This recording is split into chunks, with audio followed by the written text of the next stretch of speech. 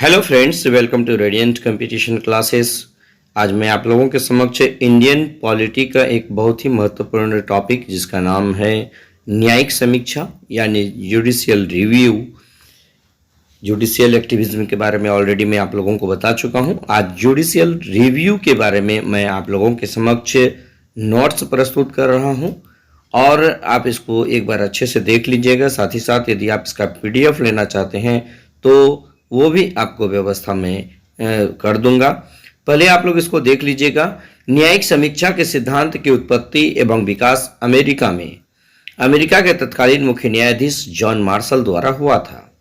इसका प्रतिपादन पहली बार मारबरी बनाम मेडिसिन यानी 1803 के जटिल मुद्दों में हुआ।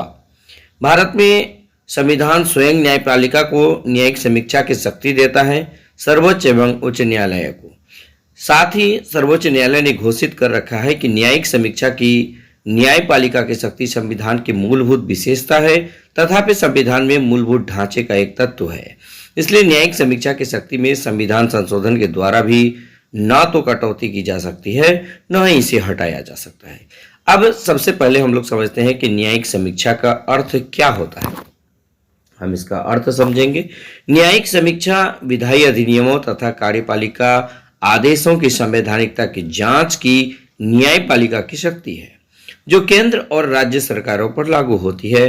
परीक्षोपरांत यदि पाया गया कि उनसे संविधान का उल्लंघन होता है तो उन्हें अवैध, असंवैधानिक तथा अमान्य घोषित किया जा सकता है और सरकार उन्हें लागू नहीं कर सकती है। न्यायमूर्ति सैयद शाह मोहम्मद कादरी ने न्यायिक समीक्षा को निम्नलिखित 3 कोटियों में वर्गीकृत किया है। पहला देखिएगा, संवैधानिक संशोधनों की न्यायिक समीक्षा।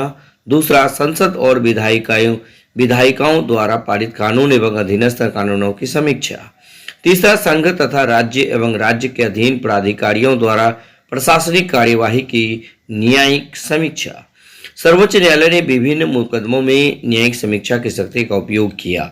उदाहरण के लिए गोलकनाथ मामला 1967, बैंक राष्ट्रीयकरण मामला 1970, प्रीवियर्स उन्मूलन मामला 1971, केशवानंद भारती मामला 1973, मिनर्वा मिल्स मामला 1980 आदि।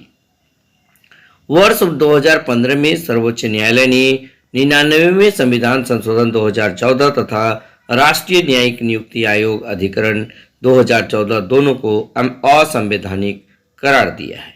न्यायिक समीक्षा का महत्व, ये आप न्यायिक समीक्षा समझे। अब न्यायिक समीक्षा का महत्व देखिएगा। न्यायिक समीक्षा निम्नलिखित कारणों से जरूरी है। संविधान की सर्वोच्चता के सिद्धांत को बनाए रखना, यानी कि संविधान की सर्वोच्चता के सिद्धांत को बनाए रखने के लिए न्यायिक समीक्षा बेहद महत्वपूर्ण है। संघीय संतुलन, केंद्र एवं राज्यों के बीच संतुलन बनाए रखने के लिए जरूरी है। नागरिकों के मूल अधिकारों की रक्षा के लिए भी जुडिशियल रिव्यू अति महत्वपूर्ण माना जाता है। अनेक मामलों में सर्वोच्च न्यायालय ने देश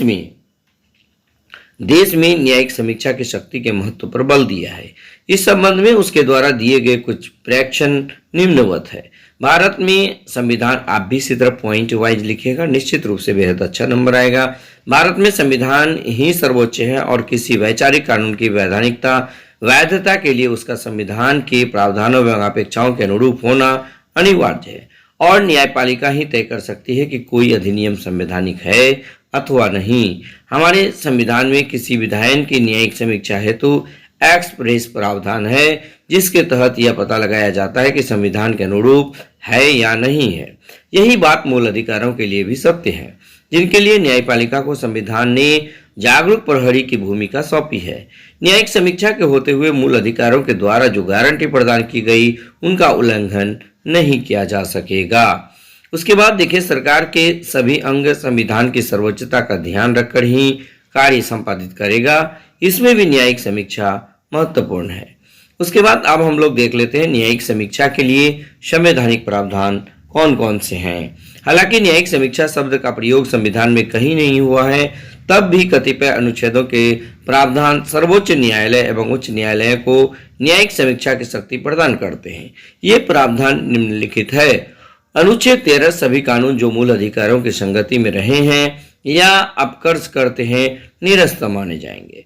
अनुच्छेद 32 कहता है कि मौलिक अधिकारों को लागू करने के लिए सर्वोच्च न्यायालय जाने के नागरिकों के अधिकार की गारंटी देता है, यानी कि रीट है। और देखिएगा ये 13, 32 और 131 केंद्र, राज्य तथा अंतर राज्य विवादों के लिए सर्वोच्च न्यायालय का मूल क्षेत्राधिकार निश्चित करता है।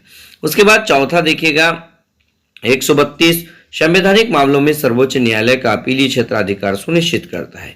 इसके अतिरिक्त 133, 134, 135, 136, 143, 226, 227, 245, 251, 254 एवं 372 ये प्रमुख जो है आर्टिकल्स है जो जुडिशियल रिव्यू के बारे में इसके संवैधानिक प्रावधान को दिखाता है।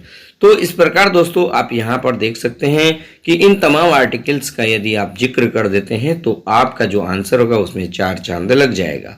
तो आप वीडियो को 1 से 2 बार देख लीजिएगा, निश्चित रूप से आपको समझ में आ जाएगा।